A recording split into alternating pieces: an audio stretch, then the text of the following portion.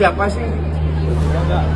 Let's be fair, 3 tahun lalu siapa yang berpikir kita bisa bersaing masuk ke Piala Dunia? Bisa ada di level ini. Kagak ada. Iya.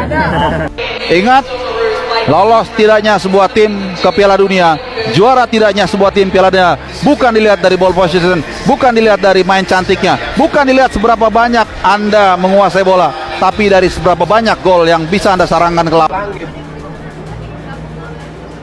Bahwa kita seperti dalam kehidupan, kadang kita kecewa, kadang kita happy. Nggak bisa kita happy terus, nggak bisa kita menang terus, nggak make sense. Your feeling about this huge loss, this biggest loss in our competition in round 3? In this group? Yeah. No, it's not a good feeling, of course. I think it's a little bit.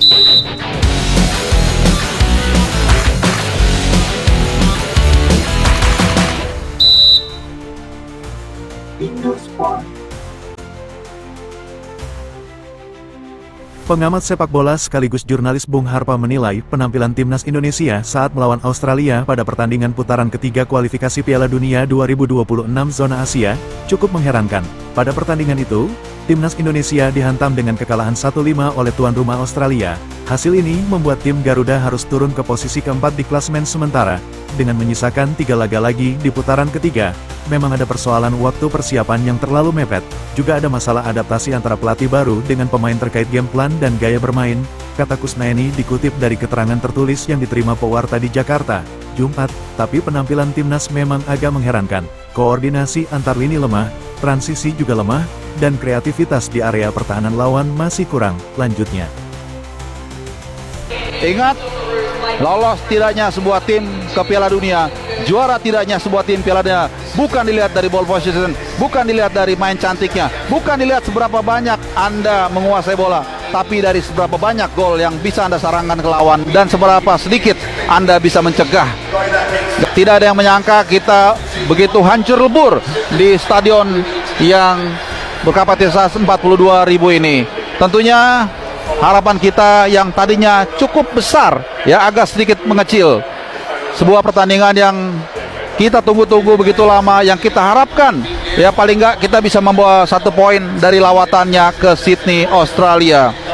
Indonesia tentunya dihadapkan pada situasi yang sulit, ekspektasi begitu besar ketika ada Patrick Kluivert dan kawan-kawan datang dengan sejumlah nama yang sangat luar biasa, termasuk Alex Pastoor. Namun sepanjang 90 menit, Garuda benar-benar gagal untuk take off. Sebuah pencapaian yang tentunya berbanding terbalik kalau kita bandingkan waktu kita bermain 0-0 di Gelora Bung Karno.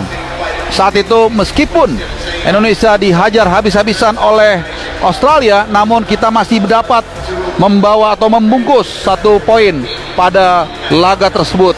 Tentunya ada hasil ini tentunya membuat kecewa. Ini dia teman-teman kita, saudara-saudara kita yang hadir di Sydney Football Stadium.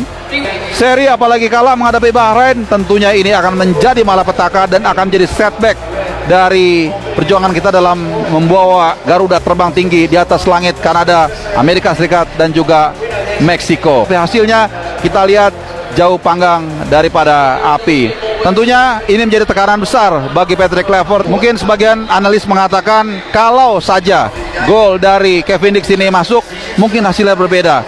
Saya nggak tahu, ya kita bukan Tuhan, tapi yang pasti kita bermain sangat buruk sekali. Kalau kita lihat secara ball possession, betul, memang kita memenangkan ball possession. Boleh dikatakan ini sangat luar biasa, tapi apakah itu yang kita butuhkan? Ya, apakah penguasaan bola yang kita butuhkan? Ingat, lolos tidaknya sebuah tim ke Piala Dunia, juara tidaknya sebuah tim Piala Dunia, bukan dilihat dari ball position, bukan dilihat dari main cantiknya, bukan dilihat seberapa banyak Anda menguasai bola, tapi dari seberapa banyak gol yang bisa Anda sarangkan ke lawan, dan seberapa sedikit Anda bisa mencegah gawang Anda kebobolan. Di menit 86-an bergema nama Sintayong, mantan pelatih tim nasional Indonesia yang didepak bulan Januari lalu dan digantikan oleh Patrick Kluivert. Itulah suara dari Kolesium, suara yang tidak bisa dibendung. Tentunya para pemain sudah fight semaksimal mungkin, mereka sudah memberikan yang terbaik meskipun tentunya begitu banyak catatan-catatan yang harus diperbaiki di laga menghadapi Bahrain nanti. Satu fakta menarik teman-teman semua, saat pertandingan berlangsung, saat kita sudah mulai kebobolan 2, kebobolan 3, salah seorang wartawan dari Belanda, ya, dia sempat mendengar Gerard Vandenberg yang duduk tidak jauh dari tribun media.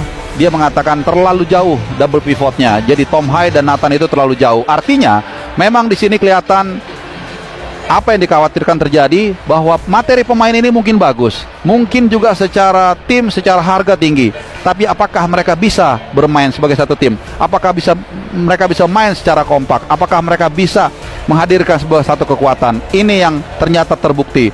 Kebugaran mungkin so-so, tapi kita lihat bagaimana tidak ada kohesi antar pemain, tidak ada juga pengertian satu sama lain. Beberapa kali pemain hilang, dan juga tentunya banyak sekali sebenarnya penguasaan bola yang tidak berujung pada ancaman. Buat apa? Ya, pemain menguasai bola selama mungkin, tapi tidak ada pengejawantannya, tidak ada ujungnya, tidak ada hasilnya. Kita butuh gol. Tidak ada tim yang tidak bisa menang, yang bisa menang tanpa mencetak gol. Itulah yang kita lihat di lapangan ini, di Sydney Football Stadium. Satu-satunya hal positif yang terjadi di stadion ini adalah Mexican Waves yang tadi membuat satu stadion itu menyatu.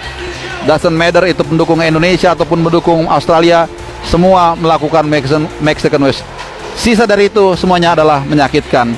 Oke teman-teman semua, hanya itu yang bisa gue sampaikan ke kalian. Setelah ini gue akan ke Coach Justin yang merupakan pundit sepak bola yang ditunggu tanggapannya, mengomentari langsung dari Australia atas kekalahan timnas Indonesia. Menurutnya semua harus sabar, ini adalah proses. Karena timnas tidak selalu menang, ada kalanya kita kalah dan itu wajar. Tapi saya juga kecewa atas permainan timnas di babak pertama, koordinasi di lapangan antar pemain masih sangat kacau. Siapa sih? Let's be fair, 3 tahun lalu siapa yang berpikir kita bisa bersaing masih bisa ada di level ini? Nggak ada. Iya. Sekarang udah ada progres. Cuma sekali lagi ini olahraga, proses. Gak ada yang jatuh dari langit.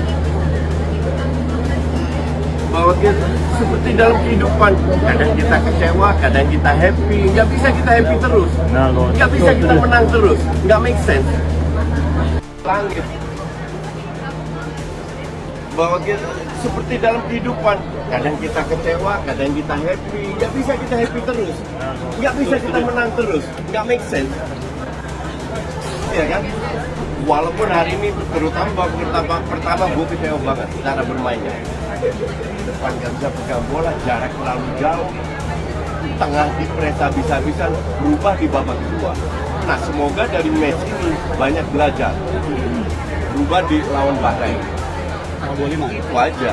Gimana komentarnya debut oleh James dan Ole?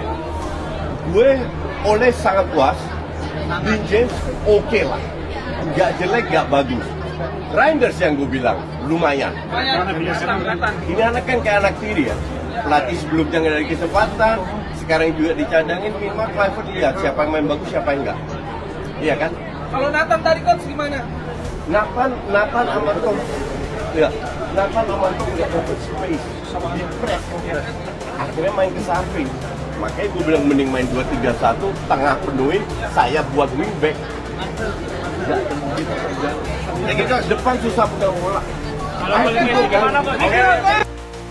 Dan berikut kita dengarkan wawancara Bang J Kapten atas tanggapannya mengenai permainan timnas yang kalah besar melawan Australia. Menurut Izes ini merupakan kekalahan terbesar yang diterimanya. Dan ini tentu tidak baik bagi tim.